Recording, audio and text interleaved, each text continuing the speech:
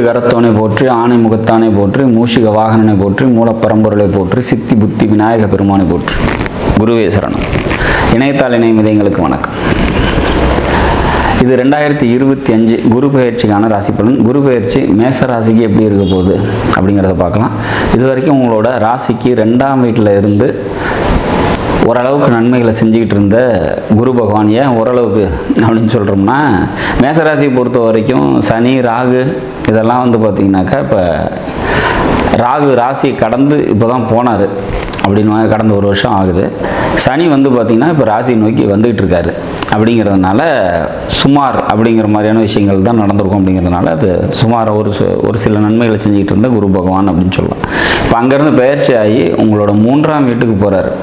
3ஆம் வீட்டில் குரு இருக்கிறது சிறப்பாக. மறைவு ஸ்தானத்துக்கு குரு போனால் என்ன ஆகும் அப்படின்னா, இந்த ராசியை பொறுத்த வரைக்கும் பாக்கியாதிபதி மற்றும் 12ஆம் அதிபதி, 12ஆம் அதிபதி தன்னோட ஸ்தானத்துக்கு கேந்திர ஸ்தானத்தில் போகிறாங்க. ஸோ இதனால் என்ன ஆகும் அப்படின்னா, அலைச்சல் அப்படின்றது அதிகரிக்கும் அப்படிங்கிறது நம்ம உறுதியாக சொல்லலாம். பொருளாதாரம் சம்மந்தப்பட்ட விஷயத்தில் கூடுதல் கவனத்தோடு இருந்துக்கணும் அப்படிங்கிறதையும் சொல்லணும். விரய செலவுகள் அதிகமாகும், ஆனால் சுப விரயமாக இருக்கும் அப்படிங்கிறதுல மாற்று கருத்து இல்லை. சரி, திருமணத்துக்காக யாராவது வெயிட் பண்ணிகிட்ருக்கீங்க, மேசராசியில் பிறந்து கல்யாணத்துக்காக வெயிட் பண்ணிகிட்ருக்கீங்க அப்படின்னா திருமணம் கைகூடுறதுக்கான ஒரு அமைப்பு. தொழில் பண்ணிகிட்ருக்கீங்க அப்படின்னா தொழிலில் முன்னேற்றமான சூழ்நிலைகள் ஏற்படுறதுக்கான வாய்ப்புகள் உண்டு அப்படிங்கிறத எடுத்துக்கலாம். பங்காளி வகை சொந்த பந்தத்துக்கிட்ட ஒற்றுமை அதிகரிக்கும் அப்படிங்கிறதையும் எதிர்பார்க்கலாம். நண்பர்களால் நன்மைகள் ஏற்படும் அப்படிங்கிற மாதிரியான விஷயங்கள்லாம் கண்டிப்பாக நடக்கும். தந்தையால் நன்மைகள் ஏற்படுறதுக்கான வாய்ப்புகள் உண்டு. அந்தந்த வயதில் இருக்கக்கூடியவங்க அந்தந்த பாக்கியங்களை பெறத்துக்கான நேரம். திருமணத்துக்காக காத்திருக்கீங்க அப்படின்னா திருமணம் கைகூடுறதுக்கு வாய்ப்பு. குழந்தை பிறப்புக்காக காத்திருக்கீங்க அப்படின்னா அதுக்கான அமைப்பெல்லாம் பார்த்திங்கன்னா இந்த குரு பயிற்சி நிச்சயமாக மேசராசிக்கு தரும் அப்படிங்கிற மாதிரியான ஒரு அமைப்பு. பொருளாதார விஷயத்தில் மட்டும் கூடுதல் கவனத்தோடு இருக்கணும்.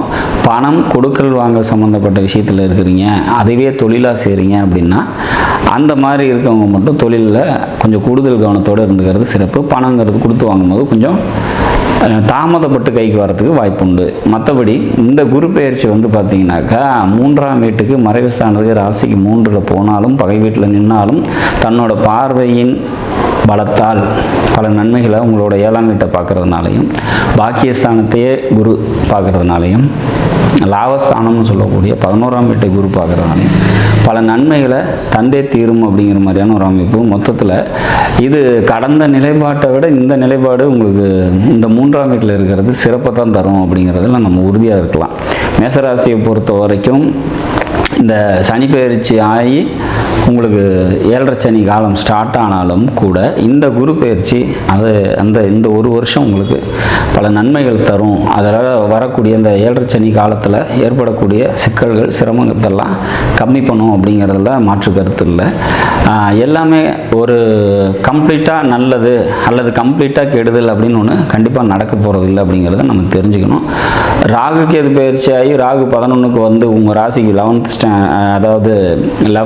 அப்படின்னு சொல்லக்கூடிய கும்பராசியில் ராகு உட்காரும் போது கூட இந்த குரு பார்வையோடைய ஒரு வருஷத்துக்கு இருப்பார். அப்படிங்கிறதுனால 11ல் அமர்ந்த ராகுவோட நன்மைகளும் இன்னும் அதிகமாகும். மொத்தத்தில் மேசராசிக்கு இது ஒரு அற்புதமான காலகட்டம் அப்படிங்கிறதுல மாற்று கருத்து இல்லை.